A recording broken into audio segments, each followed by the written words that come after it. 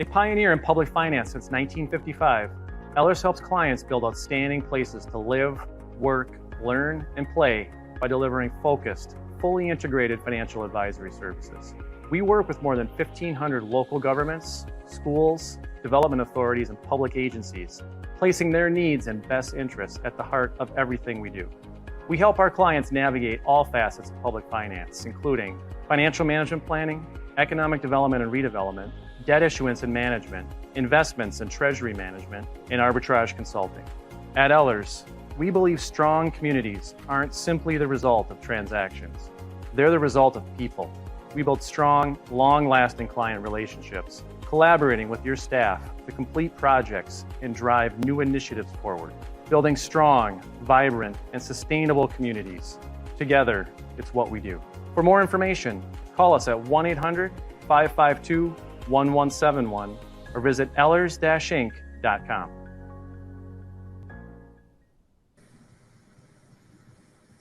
Good evening, everyone.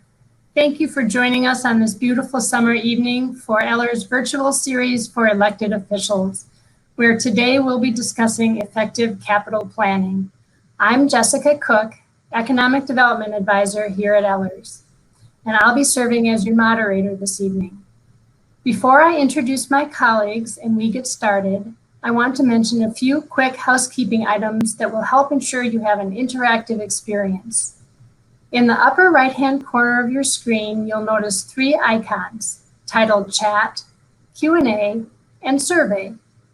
As we move through today's presentation, if you have a question you'd like our presenters to answer, simply open the Q&A tab, type it in, and click Submit. We will take a few breaks during our time together to answer everyone's questions. You can also connect with fellow attendees throughout the session by clicking on the chat icon and starting a conversation. And finally, if at any point during our presentation you notice either video or audio lag, please go ahead and refresh your browser and you'll be right back on track. Now that we've covered those items, let's go ahead and get started. I'd like to introduce my colleagues, Rebecca Kurtz and Nick Anhut, both Senior Municipal Advisors at Ellers. Rebecca is going to kick us off today, so Rebecca, take it away. Thank you, Jessica. As Jessica introduced, this evening we're here to discuss some financial planning tools and considerations that you can put into place in your community to help inform your decision making. Every community has a long list of projects that need to be completed, and it can be daunting to figure out what projects should be prioritized and where do we start with that planning and with the financing discussions and process. Financial planning takes your strategic plan objectives or that wish list that you have for your community and provides a framework for paying for projects as well as placing them into a timeline for completion. It can assist with educating residents in understanding the cost of the projects. It can assist with helping set those long-term goals for your community and having them in place long-term versus continuing to change priorities every time there is a change in your council. And ultimately, the tools and processes help inform that decision-making that you as the council have as you set those priorities and long-term decisions for your community. With the financial plan, it helps answer those key questions. How do we afford to keep the golf course, the art center, the ice arena, the swimming pool, and that list can go on and is based on those needs or those wants that you have in your community. So what is a financial management plan? It's a multi-year plan for all tax-supported funds that can help you identify those funding sources that you may have in your community and help set those priorities for what projects need to be completed today and what projects can be completed at some point in the future. It helps measure and evaluate those financial impacts and the effects that it'll have on the taxpayers in your community along with your tax levy. It provides that discipline for staff and policymakers, or that map to set where you are going to go and hold policymakers and staff accountable for reaching those goals that are set forth. A financial management plan also follows best practices with GFOA, or the Government Finance Officers Association. In addition, it is a tool that rating agencies look at positively. So if you're a community that issues debt and is rated, the rating agencies view having that long-term plan in place as a positive for your community. And finally, the financial management plan offers a practical roadmap to help you transform your vision for your community into a reality. A couple things I want to note with the financial management plan is many times we see it set forth and look at all tax supported funds. However, it could be put in place to focus on one specific fund. However, usually enterprise funds and utility funds tend to have their own specific plans. So we do not see that mix of enterprise funds in the same plan as those long-term tax supported funds. So this multi-year plan is going to take the tools and resources that you have in your community and integrate them into one long-term planning platform, so you're able to look at that complete impact for your financial decisions. It's going to look at your capital improvement plan. It's going to consider the existing debt that you have in your community, along with any future debt that you may have or may need to put in place to fund those projects and meet the goals and visions of your community. It's going to incorporate changes in your tax base and consider how your community is likely to grow. Along with that, it's going to factor in those future operating expenses or additional staffing needs that will need to be considered as your community grows. And finally, the financial management plan will look at your fund balance and how it compares to the policy you have in place for your community. Starting with the capital improvement plan, a capital improvement plan, or CIP, is a tool that is used to identify and prioritize funding needs for current and future infrastructure assets.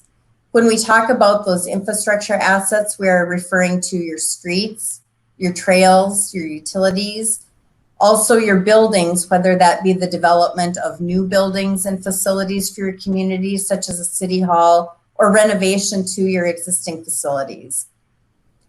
In addition, a capital improvement plan typically includes large equipment or vehicle purchases, and it may even include some development or redevelopment priorities for your community. Generally, we look at a capital improvement plan having a 5 to 10 year plan or capital needs forecast. However, I recognize that we work with many communities that may look out further, even up to 20 years, but it is important to have that forecast of a minimum of 5 to 10 years. That's going to help you identify what is needed to preserve those public assets and the infrastructure in your community and ensure that they continue to be maintained as they properly need to be for working in their working order. It's going to help support those economic development and comprehensive plans in your community as your community continues to grow and expand. And in addition, it will help schedule those projects that need to be completed based on the available resources and funding options that your community has.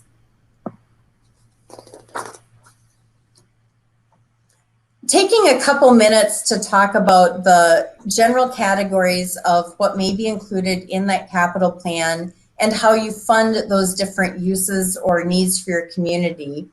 Starting with vehicles and equipment. There are two ways that they typically are funded.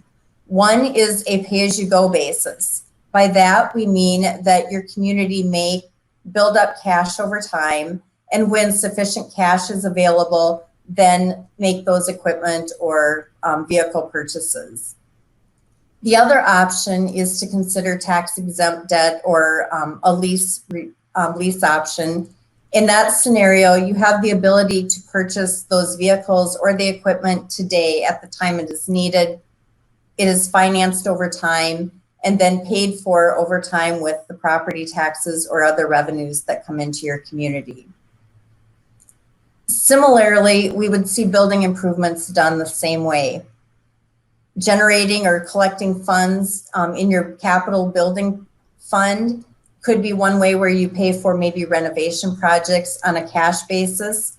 However, if you are looking at building a new city hall or a new public works building at a significant cost, it's more likely that you would consider a debt option where it's financed over time. Streets and infrastructure improvements have a few more options on how those are financed.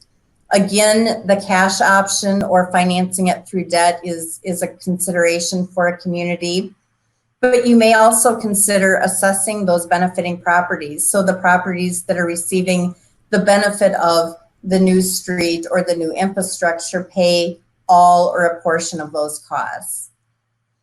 State aid may be a consideration for helping finance street improvements.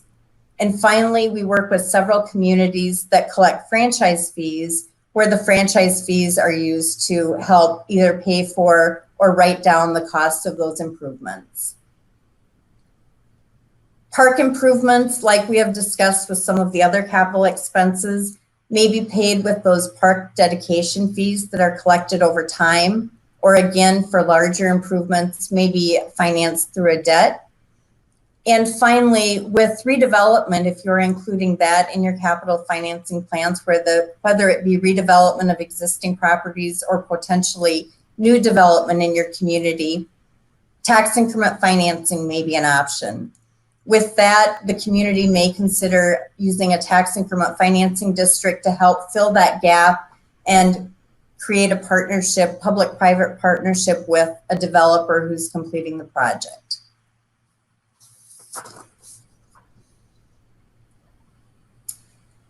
The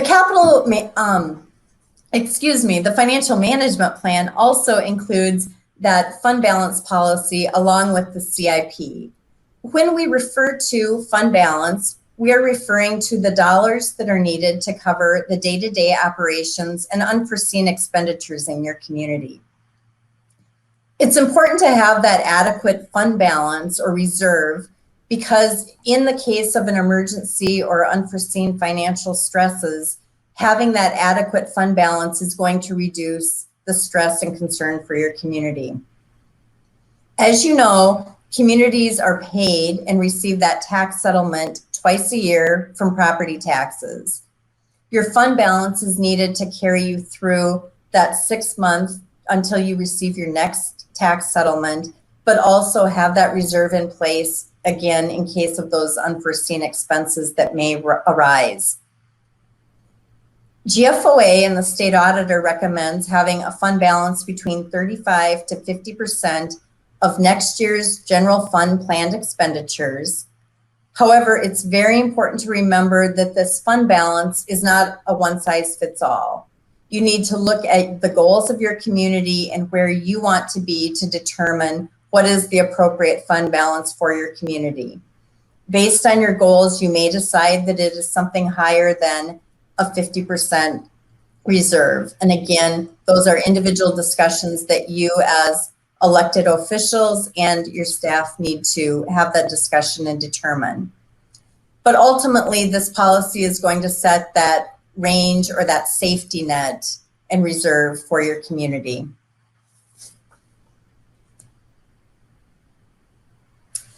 So as we've considered these different pieces that come together, the first thing I want to say as we look at the planning timeline and how they come together is ultimately this financial management plan is not a one-time draft the plan, set it on your shelf and be done. It is going to be a working document that is something that needs to be continually reviewed and updated. So it is taking those capital needs, identifying what those are, updating them as they change, incorporating that long-range strategic plan or vision on where you want to see your community be as you look toward the future, Identifying those funding sources, not only the ones you have today, but what those future funding sources may be, whether there's going to be the need for issuing debt or possibly considering grant funds that may be available to help fund your projects. Incorporating that 5-year capital improvement plan with those expenses and projects, and then also incorporating your current budget, ultimately leading to that point where you're going to move forward and incorporate all of these pieces to put your plan in place and work through that vision for your community.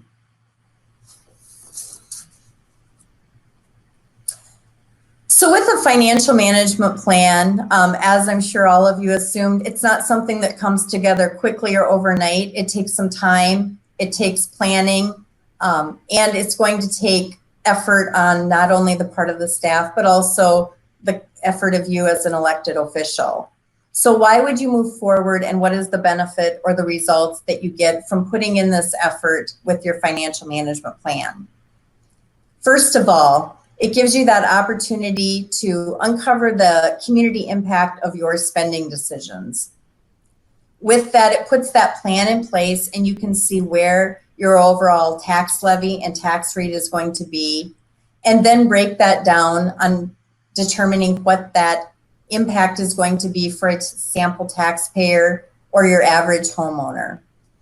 As shown in the chart here on the screen, you can see that we are able to model historically where we have been with the tax impact for that average homeowner, where we are able to look at where we are today, but then also look to the future and see what the impact is going to be of the decisions that we make today on our financial projects and how they are financed. With that result on what that estimated impact is to the average homeowner, you as the elected official is then able to have that discussion to determine if that is something that is able to be borne by the residents and if it is in that range that is acceptable.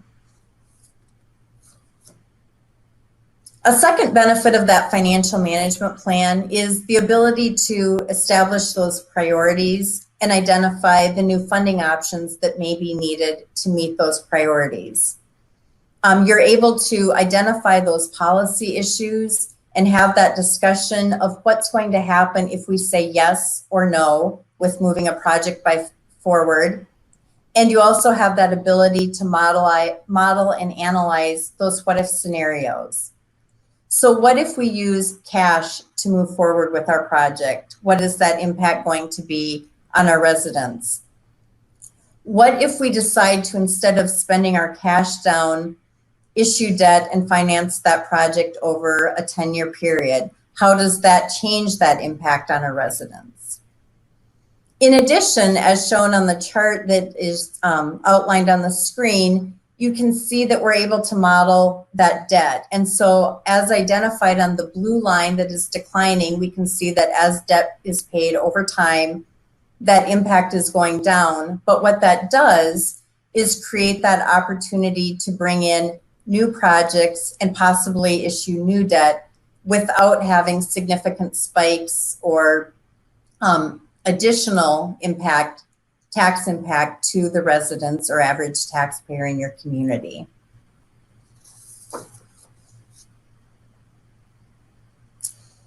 With the financial management plan, it's also that opportunity to show and have discussions with residents to explain what their property taxes fund. Many residents are going to understand and quickly identify that property taxes are helping pay for the general operations of the city and city staff. Property taxes help pay for public safety of our community.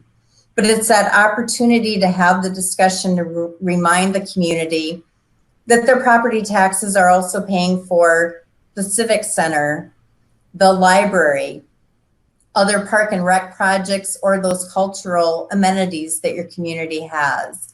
And so you can bring forward that whole picture of how property taxes are supporting all of the needs in your community.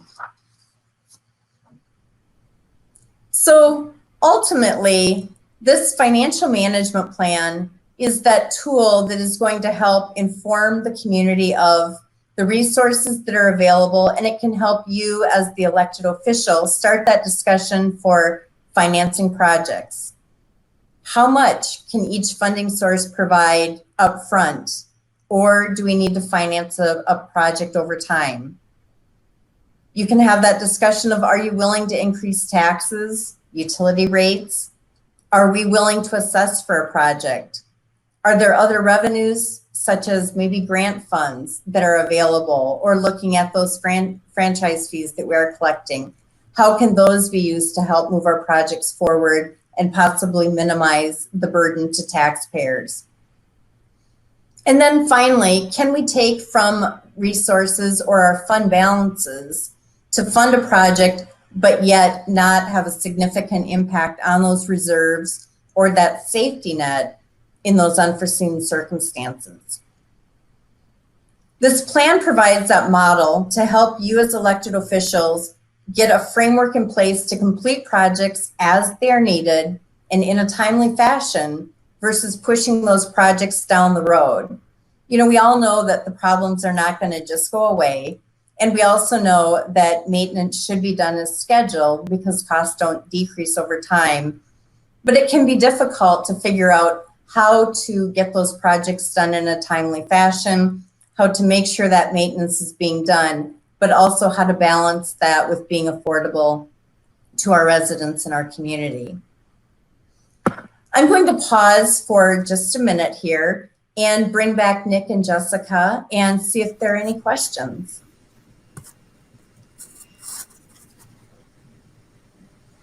Thank you, Rebecca. We do have a couple of questions that have come in, and one of them pertains to growth. So if you have a community that's expecting a lot of growth in the next 5 years, would you consider that growth when you're planning out the timing of a project and looking at the impacts of that project on your community?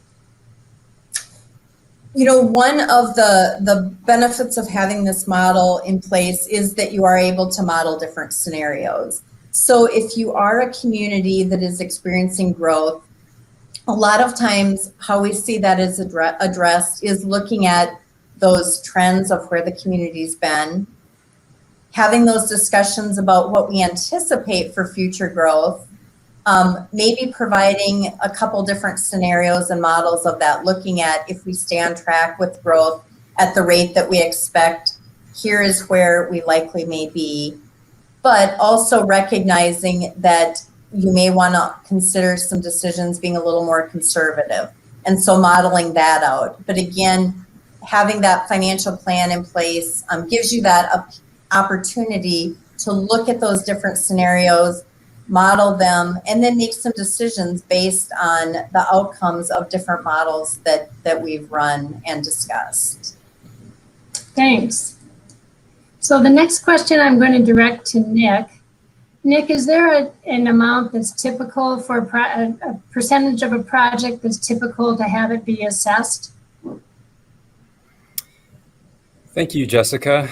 You know, that question actually will vary based on the community and the project. Oftentimes, communities will have policies regarding the minimum amount of assessments for certain types of street or utility infrastructure, whether that's brand new infrastructure or perhaps the reconstruction of existing infrastructure may inform that decision.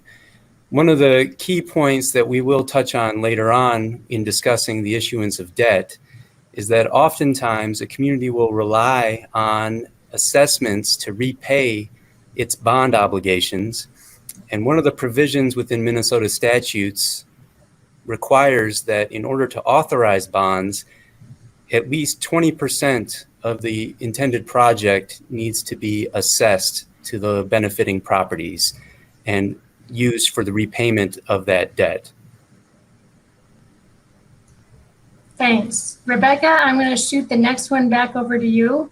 And this has to do with timing. You know, there's the budget cycle that is in the summer, the late summer and the fall. And we have the audit cycle that is in the spring and early summer.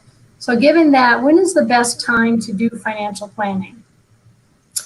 Well, as you may have assumed, as we talked about the process and the involvement that can be involved, or that this financial plan can take, it is something that you're going to need to plan for a few months to get in place, to have those discussions and really make sure that your goals, priorities, and then funding options are incorporated. So many times we see the timing for this happen early in the year, so that the financial plan is in place as you get ready to move forward with your budgeting. Having these discussions early in the year and some decisions made by the time that you start your budgeting process now or in the very near future helps make that budgeting process easier, because you have had some of those discussions and you do have that plan for what projects are those priorities, and then how you may consider funding those priorities. Thanks, Rebecca. That's a perfect segue into our next question, which has to do with the role of staff versus the role of the council. You talked about the process of financial planning. So Rebecca, maybe you can speak to this one too, about the role between the management and the policymakers. As you alluded to with the question, it is really a partnership, and there are a lot of people that are involved in this. It's important to get that buy-in and support from not only staff, but also from council, elected officials, and possibly other boards that are decision makers in your community. With that, we typically see the process start with the staff and department heads, and having those discussions on what are the projects that you want to move forward, either that are those needed projects that have to get done, or even including that wish list. In a perfect world, what would you love to see happen? And from that standpoint, starting to put those projects into a plan, identifying when those priorities are, or what are priorities, when they should take place, identifying funding resources and how you may be paying for that, but then having those discussions to make sure that as we set forward with our priorities, that the priorities council has identified are those same priorities that staff has, and again, matching those to move it forward. With that, we then typically see the council brought in when we are looking at a draft of that plan to determine and have the discussion of what is the appropriate increase in tax levy, and how are you as the elected officials feeling about where the tax levy is projected to go based on how we have outlined these priorities for you as the council and the projects that are going to need to be done over the next few years. Thanks. We have time for one last question that just came in, and I'll direct this to Nick. It has to do again with growing community, and what's the impact of growth in your community on local government aid? And the question is about intergovernmental aid, but I'm assuming that means local government aid. Certainly. So many forms of intergovernmental aid are based on what's the need of the community, and that can take many different definitions, but specifically to local government aid, as a community grows and its tax base expands, perhaps outpacing the growth of its population, there is a calculation that is done internally up at the state level that the community may not need that assistance as much as another adjacent community that doesn't have that tax base relationship. And so that growth will oftentimes lead to declining local government aid. And there are numerous communities throughout the state of Minnesota that do not receive any local government aid as a result of the size of their tax base. Thanks. That's all the questions we have right now. So Nick, go ahead. Sure. For the next portion of our discussion, we'll build upon all of the points and tools that Rebecca illustrated and discuss considerations for issuing debt to help supplement your financial plans and bring projects to life. On the screen, we've got an example from a spreadsheet within a financial management plan. And this example community is facing a large infrastructure project that will potentially put its funds into deficit. Let's zoom in on this screen and see that a gap in funding creates a perpetual shortfall long into the future, and there may be a need for debt to bridge that gap, bring the project forward, and put the fund back into balance. Rebecca did a good job illustrating the variety of funding sources that long-term planning can help identify and make available to help fund our projects and capital needs.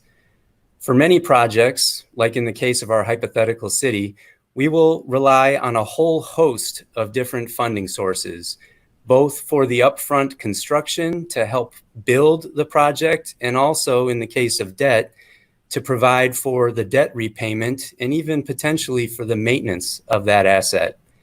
Common examples of funding sources include bonds or other debt instruments, special assessments, utility revenues, tax levy, whether saved up in the past in the form of reserves, or tax levy in the future to repay our bond obligations, state aid for cities, municipal state aid for counties, county state aid for highways, tax increment, tax abatement, and also other revenue sources such as franchise fees, sales tax, and the like.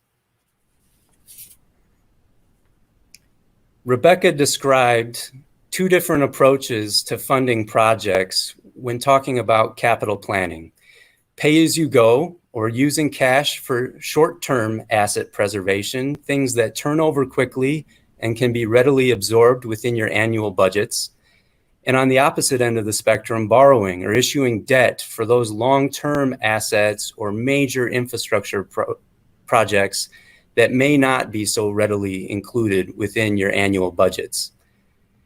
When we've identified the resources available, we will determine whether to use one approach or the other, but most likely it will be a hybrid of the two, something in between, where we have some resources on hand to pay for part of the project and then may need to borrow to finish off and complete the funding package.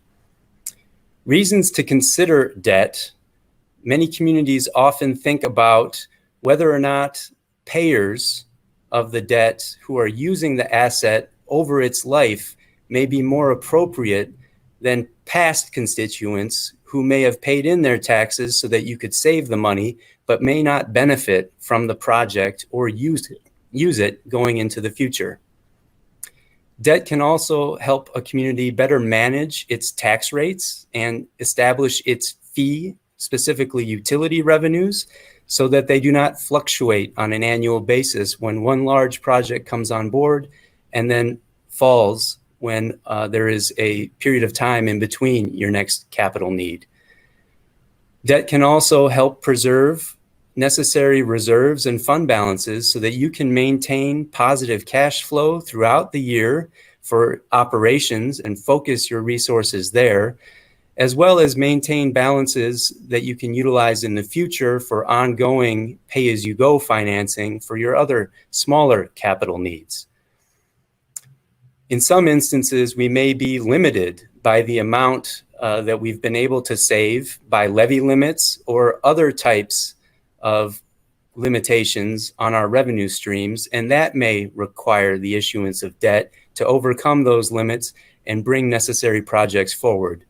Lastly, debt is often utilized due to the timing of projects to help accelerate the reconstruction or revitalization of that asset ahead of when you may have programmed the funding sources necessary to build it. Looking forward on the next slide, we're often asked, what are the different terms of municipal bonds versus loans or other debt instruments? And in reality, they're all fundamentally the same. They are an agreement essentially between two parties, the debt issuer, the municipality for our conversation, and the bond or loan purchaser, the bank or other entity that might be providing the assets.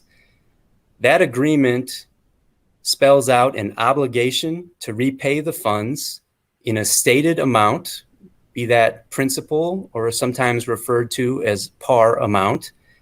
It spells out the timing for that repayment or maturity of the debt instrument, as well as other terms such as the stated interest rate or the required minimum payments that are necessary to service that loan. As I mentioned, debt instruments can often take the form of loans, municipal bonds, warrants, notes, and sometimes are often referred to as other forms of credit support. These are all fundamentally the same when it is in relation to the municipality and its ability to enter into these agreements. Debt can be placed as a public offering of securities to a broad marketplace, retail investors like you and I for our retirement portfolios, insurance companies and the like who use them to help fund their programs, or they can be placed directly with sophisticated investors, local banks, or even a government agency such as the USDA for several rural development programs that our communities utilize, as well as the Public Facilities Authority at the state level that often provides funding and low interest loans for utility infrastructure improvements. That promise to repay or the obligation that's spelled out in the agreement can take many forms, but generally they fall into two categories. First and foremost, and most often used in Minnesota, is a general obligation, essentially an irrevocable pledge to use every resource financially that you have available and are authorized for within statutes and your governing charter to make the debt payments and make the bondholder whole, even if the intended revenue source that you planned on using comes in short. Essentially, this is an agreement that you will levy a property tax, if that is something that you're able to do, to make that bondholder whole in any case, all the way up until potentially bankruptcy. A more limited pledge, often referred to as a revenue obligation, is debt that is specifically limited to one particular revenue source, be that perhaps a utility revenues within a water, sewer, or even electric utility run by the municipality. It could be in the form of lease payments for a facility that is owned by the municipality or one of its affiliates, or any other revenue source such as assessments, tax increment, or the like. Municipalities can offer a variety of degrees of securities to that bond purchaser, but should be aware that that unlimited general obligation pledge is typically considered the most secure for the investor and therefore can offer you the more flexible repayment terms as well as potentially the lowest interest cost. Municipal bonds can also benefit from the ability to designate debt as tax exempt for purposes of state and federal income taxes. Tax exemption can apply to governmental bonds, bonds that are issued to fund public infrastructure that the community as a whole benefits from. This can come in the form of streets, utilities, public facilities, and many other types of assets that we routinely fund within our capital improvement program. This tax exemption, however, is a privilege and does come with a variety of strings attached. The project itself must be not only for a governmental use, but the use of the proceeds that are borrowed have to fall within certain timeframes, and even the funds that you're using to repay those bonds must also be utilized exclusively for that repayment and cannot earn what's commonly referred to as arbitrage, or in effect, borrowing at a subsidized interest rate to then turn around and go ahead and invest your own funds that may yield a higher return and earn more money. The federal government wants to limit that type of activity, and so they have a whole host of regulations that they've put in place with the U.S. Treasury and the Internal Revenue Service as its enforcement arm. But municipal issuers should be aware that you can also issue taxable debt in many instances. In some cases, we'll utilize taxable bonds to refinance or restructure existing bond issues that may be ahead of their ability to do so on a tax-exempt basis, or even to provide certain types of infrastructure for development and redevelopment activity. That infrastructure may indeed benefit a private party, but it may be in the best interest of the community to help attract that investment and preserve important workforce and other types of development needs. It's important to remember that our ability to issue debt is governed within Minnesota statutes as well as charter provisions. Generally, under Chapter 475, the general authority for debt issuance, bonds and other forms of debt can be issued for capital projects, these big ticket items and capital assets that we've been discussing today. Under more limited provisions, there is the ability to borrow in some cases for revenue anticipation or to overcome an operating cash flow need. But generally speaking, these provisions are quite strict, hard to accomplish, and can be avoided with prudent financial planning. Chapter 475 identifies that a bond issue or other debt generally must undergo the authorization of a referendum and appear on a ballot. However, there are a variety of exceptions included within the statutes, and in all realities, municipalities in Minnesota have significant flexibility to issue debt for projects under a whole host of conditions. First and foremost, the ability to refinance existing debt occurs within one of those exceptions, as well as the example that we discussed in the Q&A about using assessments. As long as assessments add up to at least 20% of the bonded project cost and repayment, a municipality can issue bonds for a street or utility improvement project. Tax increment revenue can also serve as a way to authorize the issuance. For many other types of projects like public facilities, essential purpose facilities like a city hall and police station, or even other types of street reconstruction where we do not have 20% of assessments available, there are other exceptions under a public hearing process to issue what are called capital improvement plan bonds or street reconstruction bonds. These bonds are authorized by the council after a public hearing to identify the projects and the intended funding. And then also after a 30-day petition period that is often referred to as a reverse referendum, where the public can petition to put the measure on a future ballot initiative. Once that 30-day window is closed, then the council has authority to move ahead and authorize the financing. The process of issuing debt, we can often categorize into 4 distinct stages and can vary in its length.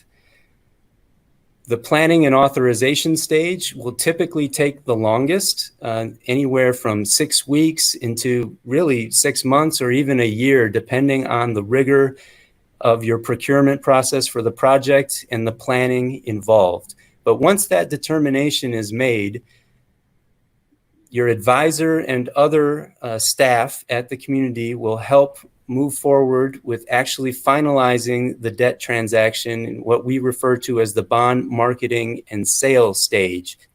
This stage can take anywhere from 4 to 8 weeks, or 2 months in duration, which often varies depending on the type of financing, whether or not it's a general obligation that is going to be competitively sold to the public markets, which can often be streamlined, or if it's a more limited revenue obligation that is often negotiated with a specific bank or underwriter and can often require an RFP process and a little bit more rigor in the sale of that security.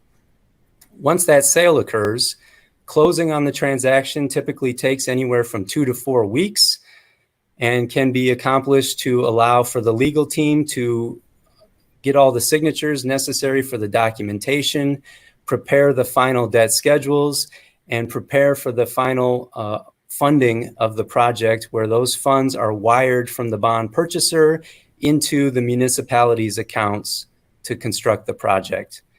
But the process does not end there. It will continue in the future in the final stage of what we refer to as the debt administration, essentially the time from when the closing occurs until the bonds are retired, be it 10, 15, 30 years into the future. This process will span the life of the issue, where you will rely on your finance department and advisors to include the debt repayment schedule within your annual budgets. They will also coordinate for the payments. They will coordinate for all the compliance measures that are put in place if it is a tax-exempt bond, and those arbitrage provisions that I mentioned earlier, as well as any disclosure to the bond purchaser related to the financial condition of the city, county, or the revenue stream that is pledged as the security for the transaction. Doubling back to the planning and authorization stage, in addition to staff that you will often rely upon to help go through this process, there are two additional key players that can be very helpful. The first is the municipal advisor, essentially an expert in municipal securities, registered with the Security and Exchange Commission, that can help advise on the structure, timing, as well as the terms of the potential bond transaction. The second advisor that can help is often referred to as bond counsel or your legal representation.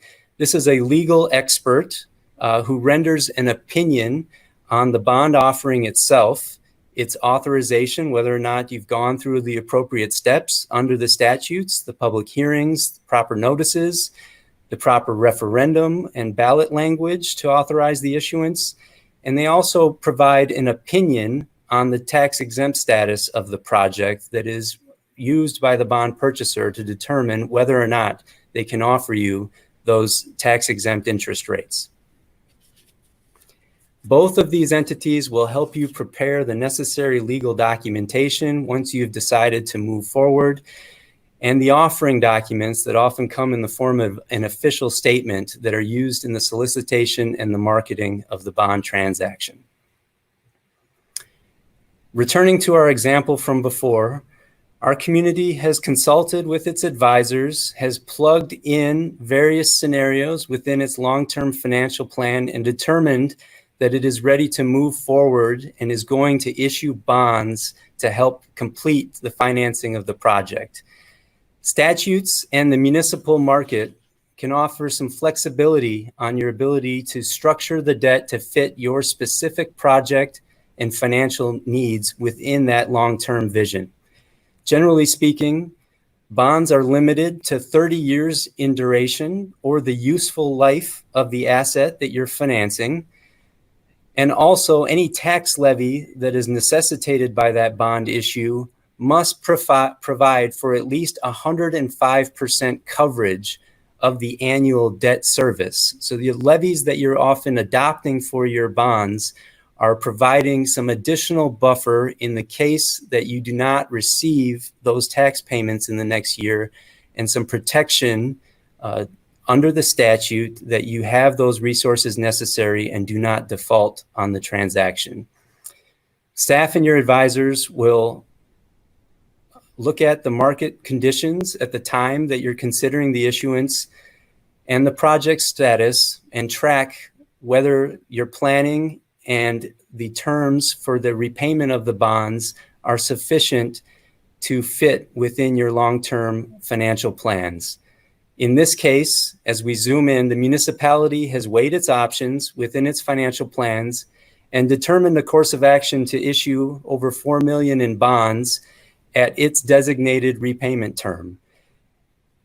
That decision has led to the ability to preserve its cash flow and fund balance needs into the future, to continue to fund capital investment in the future, and also to be able to afford it within the parameters that the council has established for the repayment.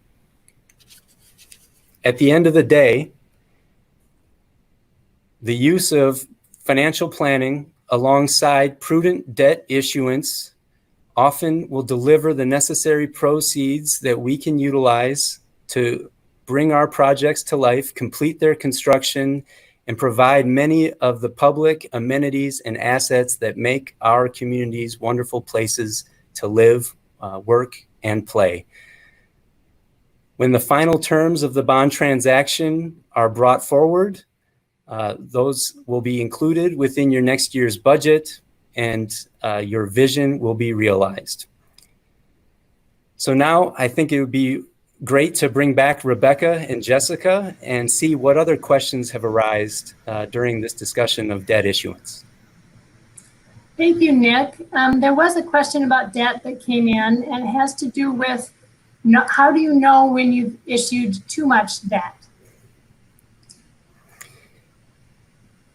Well, I think that is going to be individual for each community. And certainly there are some things that we can point to within our financial plans that will show whether or not the amount of repayment is affordable and can be sustained over time. There's also typically a bond transaction will be evaluated by a credit rating agency, which we haven't discussed yet today.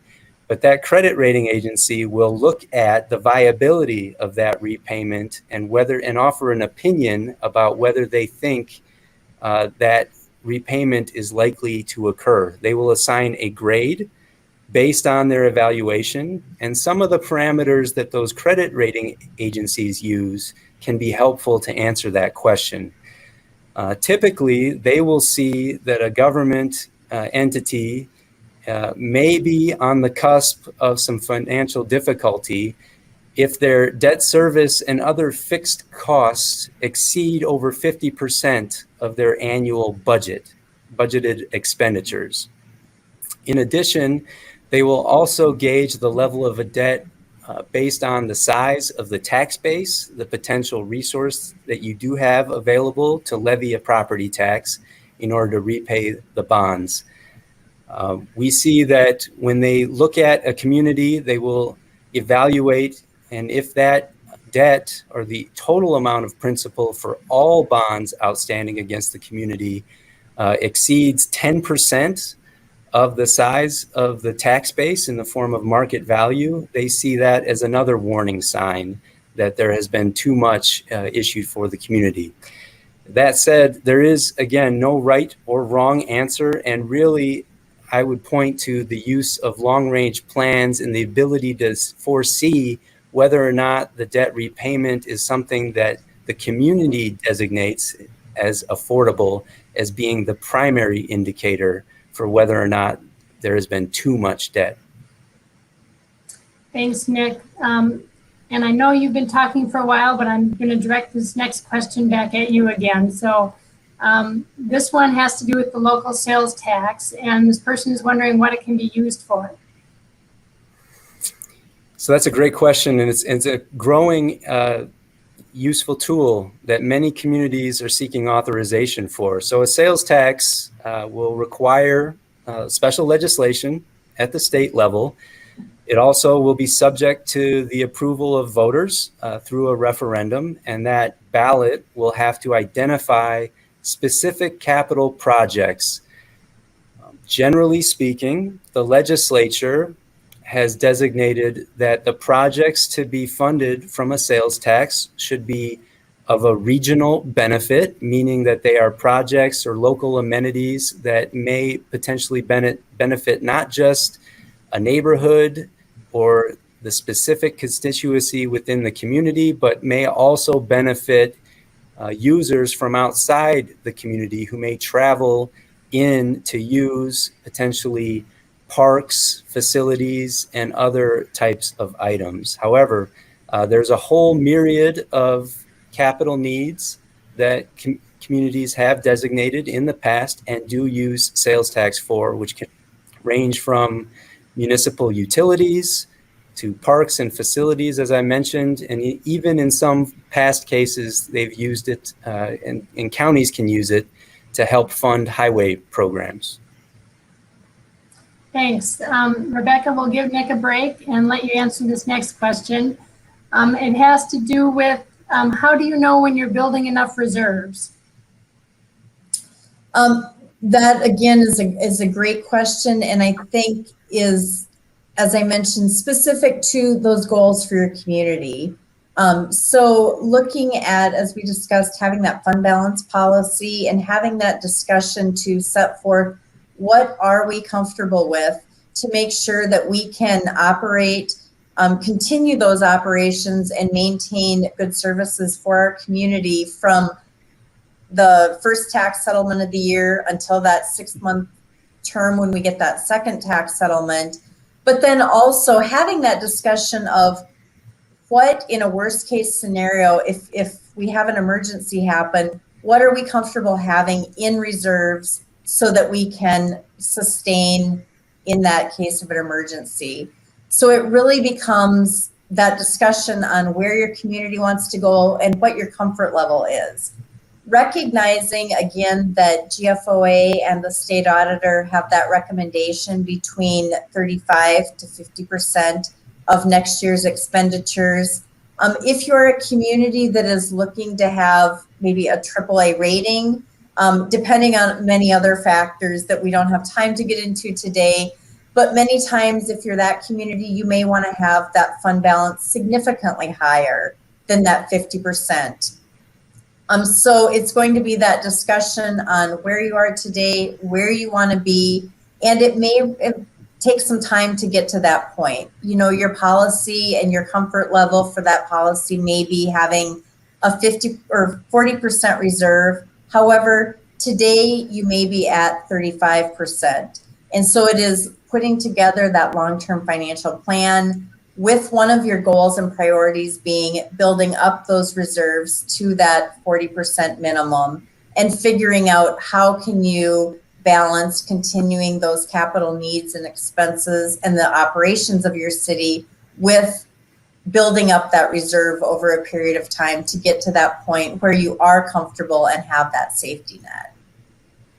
You know, if I could just chime in and add one more point. In this very low interest rate environment that we're in right now, this question is popping up quite frequently as communities consider whether or not they should be issuing bonds or other debt, and instead using some of those balances that they may have built up over time. And so I will say that in addition to everything Rebecca mentioned, a community should also think about preserving its resources and looking ahead into its future growth potential. If it's a growing community that is facing quite a few infrastructure needs, it may be prudent to hold on to some of those resources and help pay for those projects, and instead issue debt today that you can lock in at a very affordable interest rate. On the flip side, you might find yourself in a very opposite situation where there are not a lot of large-scale capital needs in the future, and it'd be quite prudent to go ahead, even at this time when there are low interest rates, and think about bringing those reserve balances back in line with what's necessary for your operations and not issue bonds today. So it will vary by community, but I think that's a great question to ask. Well, thank you. That brings us to the end of our hour. And I want to thank both of you for your insights and discussion, and certainly to everyone who listened today and sent us questions for taking time out of your busy schedules. Please note, both a copy of today's presentation and a recording of the session will be posted to your virtual attendee hub tomorrow morning. And because we're always interested in learning about ways we can make your virtual experience better and deliver content that is most valuable to you, please take a few minutes to click on the survey icon in the upper right-hand corner of your screen and complete a brief evaluation form. If you don't have time this evening, please know we'll send an email tomorrow morning with a link to the survey, so you can take it at your convenience. Thanks again for attending, everyone, and have a wonderful evening. Bye-bye.